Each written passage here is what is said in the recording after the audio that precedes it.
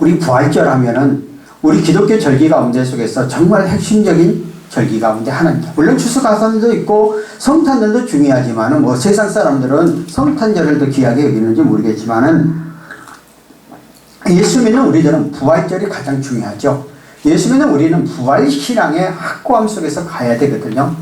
우리들이 경제적으로 어렵고 삶 가운데 힘들고 그리고 삶 가운데 속에 소망이 없으면은 더 믿음과 신앙에 가까워지고 내가 이 세상에서만 끝나는 것이 아니라 우리 죽음 후에 저 영원한 세계가 우리에게 분명히 존재하는데 여기에 대한 소망을 갖고 있으면 우리의 삶 가운데 속에서 힘들고 어려운 것도 쉽게 극복해 가죠.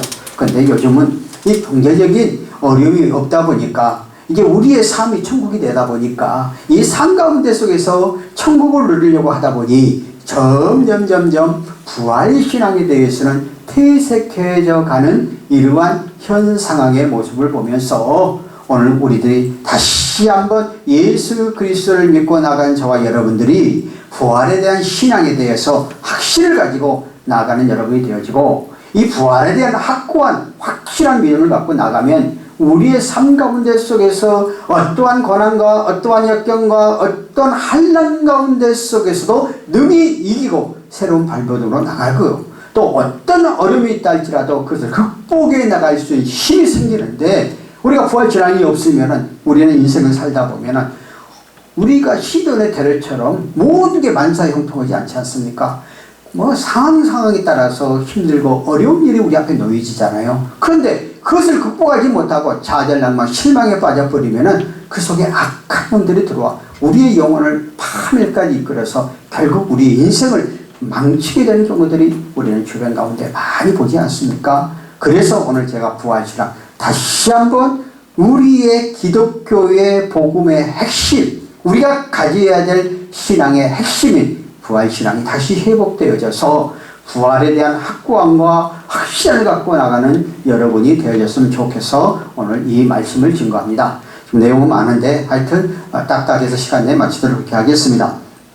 오늘 예수님이 이제 죽으시고 그리고 부활에 관련된 것들에 대해서는 성경에 마태, 마가, 누가, 요한복음 마지막 장에 가면은 전부 다 기록하고 있는 것을 볼 수가 있습니다.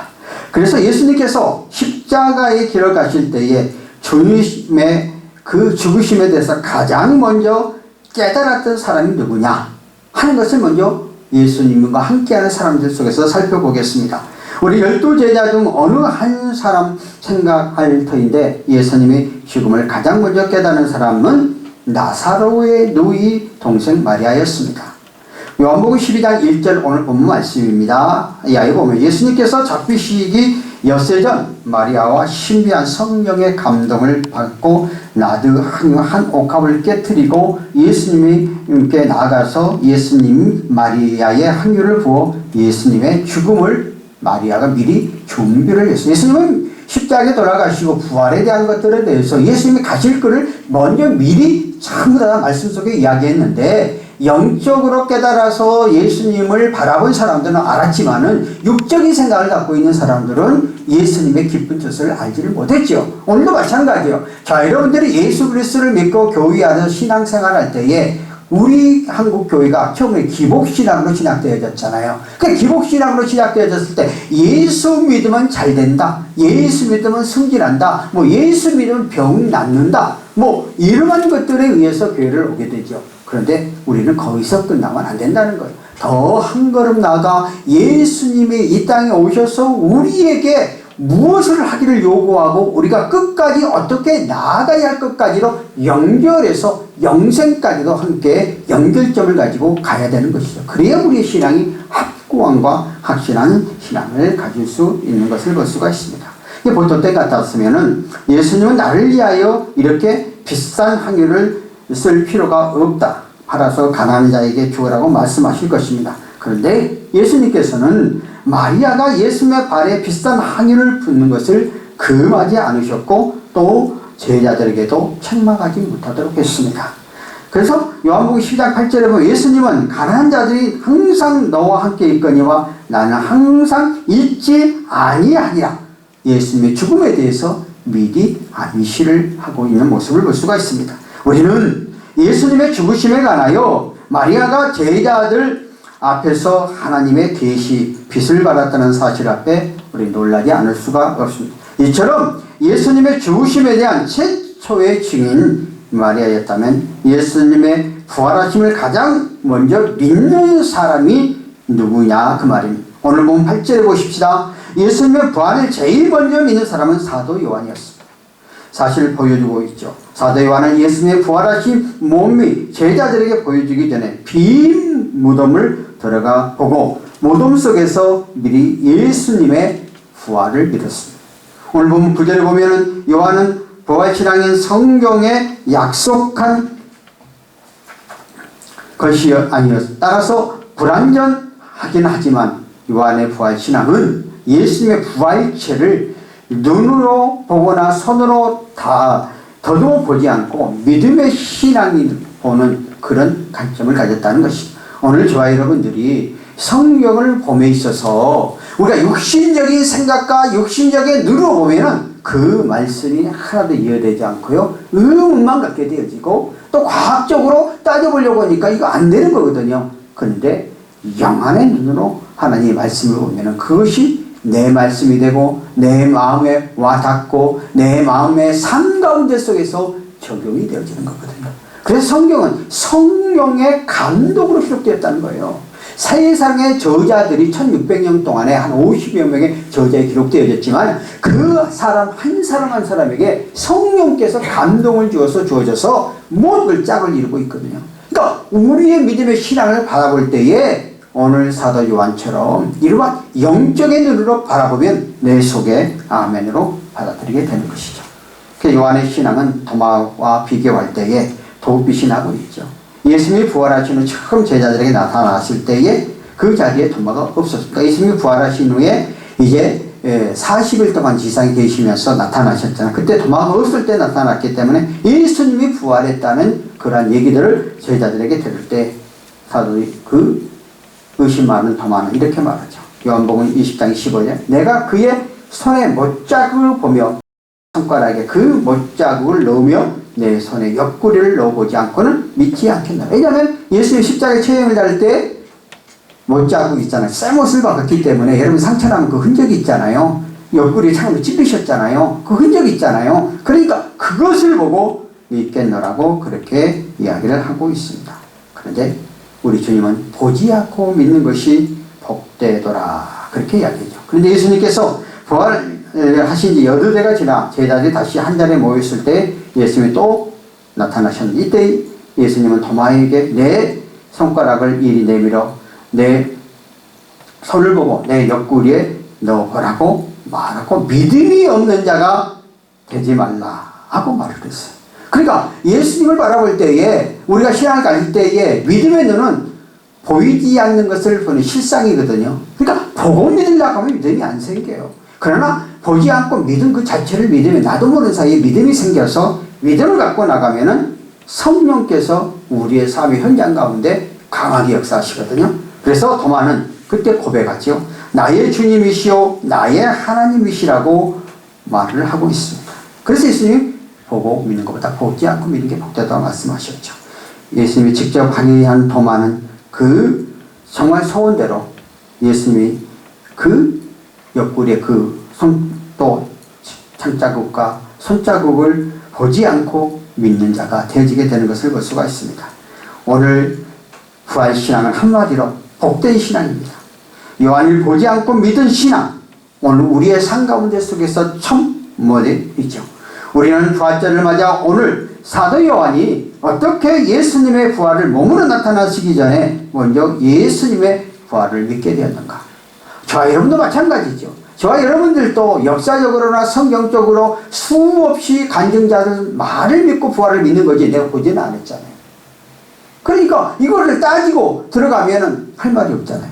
그런데 말씀 그 자체 또 지금으로도 예수님 이후에 2000년이 지났는데도 불구하고 아직도 계속해서 예수님의 부활신앙에 대한 확고함을 갖고 부활에 대한 체험을 하고 지금도 소망 가운데 하늘나라를 바라보며 나아가는 사람들이 우리의 주변 가운데 얼마나 많이 있습니까? 그러므로 여러분의 믿음의 눈을 가지고 우리의 부활신앙을 다시 한번 점검하는 우리가 되어졌으면 좋겠습니다. 첫 번째, 활짝 열린 비무덤이 요한으로 하여금 예수님의 부활을 믿게 했다는 것이다. 오늘 본문 1절에 보면 안식 후 첫날 일찍 어두울 때에 막달라 마리아가 무덤에 와서 돌의 무덤이 옮겨진 것을 보기 시작을 하고 있습니다.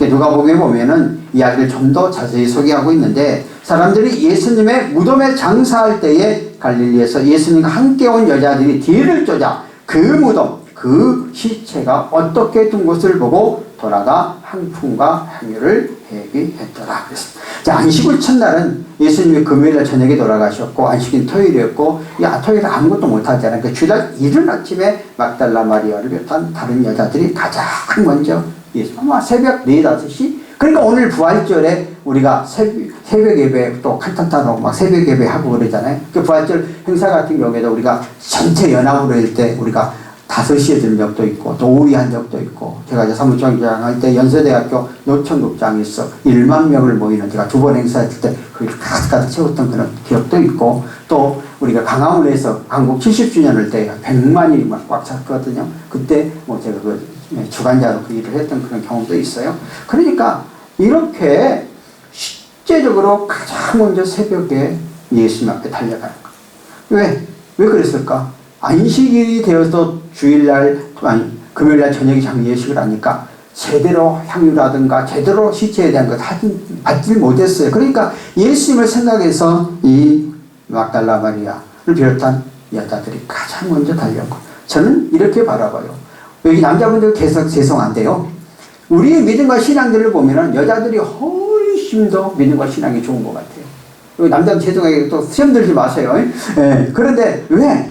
단순하게 그 믿음과 말씀을 받아들이고 나가는 거예요. 그러니까 더 많은 여자들이 생생한 종교성을 갖고 있는 것 같아요. 그런데 한국교회는 남자들이 장로님을 많이 세워갖고 남자들이 그냥 교회를 전부 다 주관하고 있으니까 조금 문제가 되죠. 그래서 저희 교단은 요즘 통합과 그 다음에 기장은 여자 목사 안수를 하지만은 여자 장로도 뽑잖아요. 저희도 교단 바꿔가지고 여자 장로를 뽑고 있습니다. 그러니까 여러분들 열심히 잘해 장로되고 싶으면은 저희 교단 안에 들어오면 장로될 수 있습니다. 왜냐하면은 우리 교단 다른 데는 그렇게 안 하고 있거든요. 근데 내가 이때까지 목회 경험상 여자분들이 훨씬 더 믿음에 대한 거 정말 목숨 내놓고 자녀들을 위해서 기도하고 또 남편을 위해서 가정을 위해 기도하더라고요. 그러니까 그 기도에 의해서 모든 것들이 잘 이루어져 가는데, 남자들은 그것도 모르고 그냥 자기가 똑똑하고 잘났어 되는 것처럼 이렇게 이야기를 하고, 우리 집도 마찬가지예요. 우리 집도 나보다 집사람인데 기도 많이 하거든요. 사실 나는 하도 돌아다니다 보니까. 그런데 그러거든요. 그런 것이 훨씬 주어지는데, 오늘 성경에 봐도 가장 먼저 예수님을 만나러 갔던 것도 보면은 바로 그 여인들이었다 하는 것을 볼 수가 있습니다.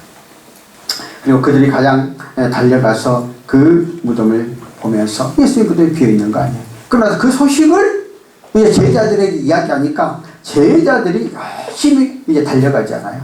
그래서 그 가운데 속에서 이제 베드로도 또는 사도 요한도 달려가게 됩니다. 물론 무덤에 도착한 건 젊은 사람이 먼저 도착했고, 무덤 속에 들어간 건 베드로가 먼저 들어갔죠. 그래서 그도 거기서 부활하신 예수님을 보면서 정말 예수님이 부활하신 것에 대한 확고함과 확실한 믿음을 갖고 나가게 되는 것을 볼 수가 있습니다. 오늘 저와 여러분들은 정말 이러한 부활 사건은 이미 2000년 전에 역사적으로 이루어진 것이 아니라 실제적으로 삶 가운데 속에서 이루어졌고, 실제적으로 많은 제자들이 또 그 해에 많은 형제들이 그 모습을 보았어요. 그 예수님께서 그 부활하시기 이전에 이미 십자가에 못 박혀 돌아가시고 그 무덤에 장사되어졌을 때 거기에는 무덤을 돌 무덤이었어요. 물론 유대인에게는 2가지 무덤이 있어요. 일반 평신도들은 땅에다 수장을 하지만은 꽤 돈이 있고 부자가 있는 사람들은 돌에 파가지고 그 안에다가 시체를 집어넣죠. 그리고 가정묘지요. 가족이 죽으면 다 집어넣고 무덤에 큰 돌을 씌워놓죠. 예수님은 마지막에 요셉이라는 부자가 예수님 앞에 무덤을 내줬어요. 그래서 들어가게 된 거예요. 그러고 나서 그 예수님이 부활한다는 소문이 있으니까 로마에서 군사를 시켜갖고 거기를 딱 지키게 하고 임봉, 아예 열어보면 딱 표시가 나 임봉을 딱 하게 놨단 말이에요. 그런데 가서 올라보니까 무덤은 열려졌고 병사들은 부활하신 그 모습을 보고 다 도망가 버렸죠. 왜 그러느냐 하면 예수님께서 십자가에 못 박혀 돌아가실 때에 큰 지진이 일어났고 또 예수님이 부활하실 때도 그런 역사들이 있습니다. 성경에 보면은 하나님께서 임재하실 때 나타나는 현상 가운데 속에 하나이고 시내산에서 하나님이 임재하실 때 지진이 일어났고 또 사도행전을 보면 성경에 하나님이 임재하시는 곳에 진동이 있었고 바울과 실라 빌보가 감옥에 갇혔을 때 밤중에 기도할 때 찬미할 때 큰 혼동이 있었더라 그러거든요. 오늘도 이런 기독교 이적의 현상이 나타나요. 제가 아까 70주년 강복기념 할 때에 그때 비가 온다고 그래가지고요. 정말 우리가 큰 아주 긴장을 했어요. 그리고 그 시청 앞에 전부 다 무대 꾸며놨잖아요. 그 핵심적인 사람들이 거기 와서 새벽에 기도를 했어요. 하나님. 또 김상호 목사님 그때 대회장이었는데 김상호 목사님이 그 설교 간증 시간에 본인 이야기 하잖아요. 거기다 무릎 꿇고 기도를 했어요. 하나님 이렇게 큰 대회를 하고 있는데 그날 비가 오면은 이거 어떡합니까? 근데 그 시간에요. 하늘이 맑았잖아요. 쨍쨍했어요. 그래서 그렇게 100여만 엄청난 강화문에서 시작해갖고 저 밑에 어디죠? 서울역 앞에까지 다 채웠어요. 우리는 거기까지 사람 있지 않아. 거기다가 TV 설치 안 했는데 그렇게 많이 거기까지 채워져 버렸어요. 그래서 그때 이런 거 우리가 모르겠어요. 우연치 여러분이 됐다고 하는지 모르지만 이게 하나님의 기적과 이죠. 오늘도 여러분의 삶의 현장 가운데 속에 그런 일이 일어나요. 저도 제가 왜 부활해야 되나 확고한 확실한 신앙을 갖느냐 하면은 저는 예수를 믿고 체험신앙이에요. 결핵을 걸려가지고 21살 때 결핵을 예수 믿음 난다고 해서 예수를 믿어서 신앙생활을 하고 군대 갔다 와갖고 3년 신앙하고 바로 개척을 했어요. 그러니까 나는 엄청나게 빠른 일생을 달려왔어요. 그리고 우리 총에서 가장 빠른 사무총장도 됐고 하여튼 이런 체험을 그런데 내가 이렇게 됐던 것은 이런 체험들이 있었어요. 어떤 내가 계기가 되어져 갖고 정말 어려운 일이 있었는데 나는 순교를 하는 것에 대해서 내가 늘 의문점을 가졌어요. 왜냐하면은 내가 다른 것은 체험신앙이니까 순교하는 부분에 대해서는 내가 어떻게 할까? 뭐 스데반 시사의 돌로 맞아서 강체가 났다. 하형을 나가는데 찬송을 한다. 그 고통, 일제시대 때 믿음을 지키다가 믿음의 선진들이 손톱에 빼임을 받는 이런 고통들을 어떻게 견뎠을까 하는 것에 대한 의문을 가졌어요. 그런데 제가 어떤 계기가 있어서 그 천국에 대한 그 모습들을 우리 아들을 통해서 다 봤어요. 그러니까 천국에 대한 얘기를 전부 다 간증자지 하는 이야기를 다 하더라고요. 그러니까 그것을 나오 우리 집사람이 성령께서 임하게 되어지니까 내가 감동이 오게 확신이 생겨지고 그때 뭐라고 신앙은 내가 믿음을 가지고 바라보기만 하면 성령께서 강하게 역사하면 이 세상 것을 초월하여 하나님의 강하게 역사한다는 확신이 생겼어요. 지금도 나는 부활신앙에 대한 확신을 갖고 있고 담대하게 나갈 수 있었던 것은 바로 이러한 믿음의 눈을 갖고 생각하기 때문에 가능하다 하는 것들을 말씀드리겠습니다. 그래서 오늘 분명히 우리의 삶 가운데 속에서 분명한 것은 오늘 마리아나 또 그 여자들이나 오늘 베드로나 사도 요한이나 부활하신 사실에 대해서 실제적으로 그 무덤에서 목격하고 예수님에 대한 확고한 부활신앙을 갖고 그들이 복음의 전도자가 되죠. 왜냐하면 예수님의 부활신앙을 믿지 못할 때는 예수님이 십자가에 돌아가실 때 12대 다 도망가 버렸어요. 갈릴리를 피해버렸고 모든 삶이 끝났구나 생각하고 근데 부활하신 예수님의 현장을 보고 난다. 그리고 나서 부활하신 예수님이 친히 제자들에게 나타나셨잖아요. 그 모습을 보고 그들은 확고함을 갖고 그 이후에 복음이 유대에서 사마리아 땅끝까지 아시아 세계 복음화가 되어졌을 때 이 12 제자들이 각 지역에 가서 그때부터 목숨 내놓고 복음을 전하잖아요. 그리고 나서 그들이 순교의 반열에 들어가서 기쁨으로 순교를 하잖아요. 그 결과 결국 313년에 로마가 기독교를 고민할 수밖에 없는 지금 왜냐하면 전체적으로 살아계신 하나님의 역사가 퍼지게 되어지니까 이런 역사가 일어나는 사건을 볼 수가 있습니다. 우리는 이 복음서 기자들은 부활에 관련해서 비모둠을 강조하지만 비모둠은 우리 기독교와 다른 종교와 구별되죠. 자 보세요. 불교의 창시자 석가모니나 또 유교의 창시자 공자나 이슬람의 창시자 무하마드는 다 교주들이잖아요. 창시자들. 그런데 그들은 무덤을 엄청나게 해놓고 무덤을 숭배하잖아요. 근데 예수님은 부활하셨기 때문에 무덤이 없죠. 다시 재림하실 때 우리와 함께 하게 되는 것을 볼 수가 있습니다. 그래서 이 부활 종교는 세계 여러 가지의 종교가 있지만은 부활 종교는 우리를 믿는 예수 그리스도를 믿는 기독교 외에는 없다 하는 것들을 우리가 알고, 저와 여러분들이 이러한 부활의 믿음의 신앙을 확실히 갖고 나가는 우리 삶들이 되어졌으면 좋겠다 하는 것을 볼 수가 있습니다. 그래서 부활을 믿는 사람들은 죽음을 두려워하지 않죠. 왜? 내가 이 세상에서 죽음으로 인생이 끝나는 것으로 되어지는 게 아니라 다시 부활 후에 영원한 세계가 있으니까. 그래서 우리가 태어날 때에 하나님이 사람을 창조하실 때 아담과 하와를 만드시고 그다 생명, 영혼을 불어넣었어요. 인간은 육과 영혼을 갖고 있거든요. 그런데 우리가 이 땅에 사는 것은 육적인 삶을 살아가는데 육적으로 끊는 것 아시라 내가 죽어서 육신은 이 땅에 한 점의 흙이 되지만은 영혼은 우리가 주님의 품에 가 있다가 예수님이 언제 재림하실지 모르겠지만은 예수님이 다시 재림하시면 영과 육이 부활하여 우리를 신령한 몸, 신령한 강체로 살아가게 된 삶이 우리의 삶 가운데 속에서 보장되어져 있다는 거예요. 그렇기 때문에 죽음으로 이 세상이 끝나는 것이 아니라 죽음 저 이후에 더 아름다운 나라, 더 좋은 세상이 존재하기 때문에 우리는 죽음을 두려워하지 않죠. 그래서 예수 그리스도를 믿고 나가는 사람은 장례식장에 가서 부활에 대한 확고한 신앙이 있으면은 사실 슬퍼하기는 해야 되겠. 분명히 육신의 부모가 죽은 것은 슬퍼해야겠지만 다시 부활에 함께 만나는 확신이 있을 때에 장례를 아름답게 치르죠. 예수를 믿지 않는 사람들은 장례식장에 가면은 막 울고 불고 야단을 평소 잘하지. 소천하고 나서 그럼 무슨 의미가 있어요? 살아계실 때 잘해야 돼. 우리 기독교 살아계실 때 잘해라고 내가 늘 말을 하잖아요. 살아계실 때 잘해야지. 그리고 부활의 저 세계가 있기 때문에 장례식을 한 번 거쳐가는 담대함을 가지고 나아가는. 그리고 제가 장례식을 많이 치렀는데요. 장례식 가운데 속에서 부활에 대한 소망을 확실히 갖고 가시는 분들의 신체를 보면 얼굴이요, 시체 같지가 않습니다. 정말 환하고 강치천길. 그런데 그러지 않고 가신 분들을 보면은 얼마나 그 죽음 가운데 고통이 됐는지 막 얼굴이 그냥 인상 쓰고요. 막 얼굴에 검물검물하고요. 제가 이제 목회자를 하면서 이제 그런 분도 있고 이런 분도 있었는데 그런다고 해서 죽고 갔다 말할 수는 없잖아요. 그런데 장례를 치르는데 내가 감각적으로 느끼는 것이죠. 그러니까 우리는 이러한 확고한 죽은 놈의 영원한 소망이 있다는 것이죠. 이런 믿음과 신앙 속에 살아가면 우리 삶 가운데 속에서 힘들고 심히 극복하고 둘째 예수님 결론적으로 둘째까지 못 나가고 그냥 결론적으로 말을 하겠습니다. 자, 결론적으로 그럼 우리는 어떻게 해야 되는가?